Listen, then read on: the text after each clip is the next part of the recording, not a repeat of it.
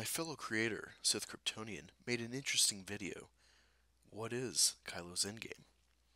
Aside from liking my friend's content, he really sparked my interest. Is Kylo's plan perhaps to end the Force? Let's ponder this question together. Take this as a follow-up, an alternative theory, or maybe something else altogether.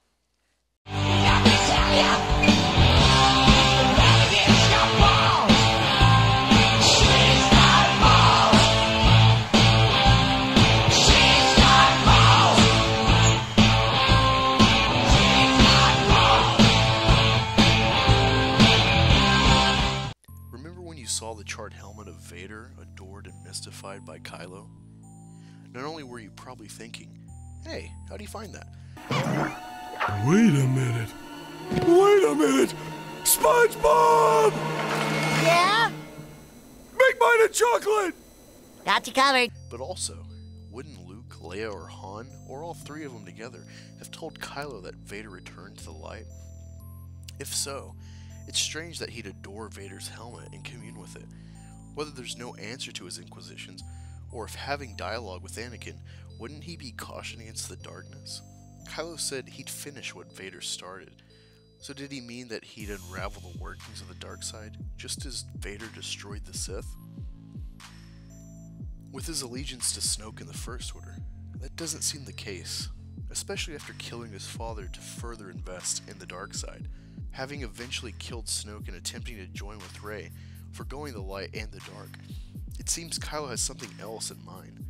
Perhaps Kylo's ultimate endgame is to end the Force, specifically, to end the use of the Force. When Luke contemplated striking Kylo down, that was the final catalyst for Kylo to embrace the dark side.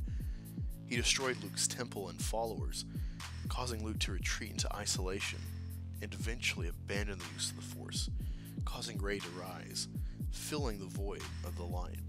Many have concluded that the dark side fanatics mentioned in the Aftermath trilogy, the Acolytes of the Beyond, are tied to the origin of the Knights of Ren. They're non-Force sensitive individuals, and from the little we know about the Knights, it seems Kylo is the only Force user, with repeated pulls to the light and his wish to join with Rey and start a new rule. He says it's time to let old things die. Snoke, Skywalker, the Sith, the Jedi, the Rebels. Let it all die. When Kylo brings Rey before Snoke, Snoke reveals that he bridged their minds and used Kylo's conflict and Rey's eagerness to sense good against them for his plan of ultimate control.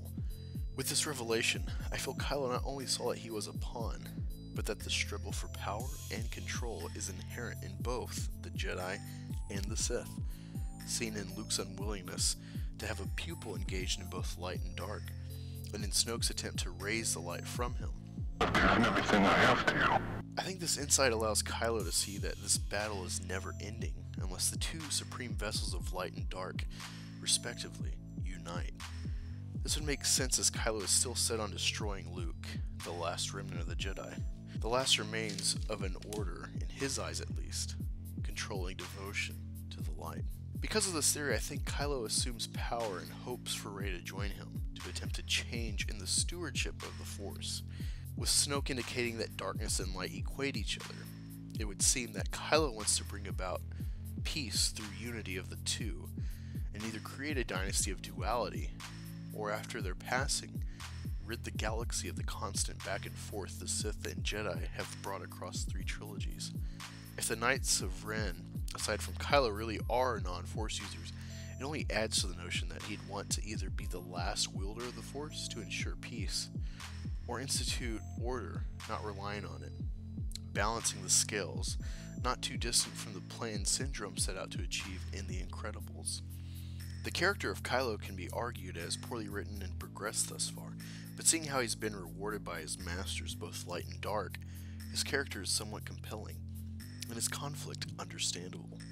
And while this is only a theory, the move to the center, or completely away from the Force, has been noticeable for some time, from Rogue One to the Bendu and Rebels, who's disenfranchised by the polarizing idea of light and dark, to Solo and Star Wars Resistance, and of course, The Last Jedi. Almost a year ago, I made a video called Star Wars Civil War, in which I noted how I like the idea of the duality of the Force being the balance, but how it renders Star Wars useless.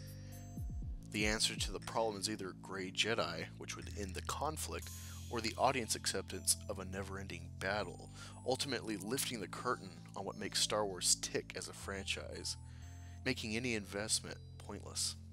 I hope you've enjoyed this theory. Let me know if I'm onto something here, or if I'm writing the story for Ryan. If you've enjoyed this video, be sure to like, share, subscribe, and hit the notification bell. If you'd like to support this channel, consider becoming a patron or buying store merch from the Teespring store. Don't forget to check out the growing list of friends in the Fandom Collective in the description below, and follow me on Twitter @Angus Reviews. See you there.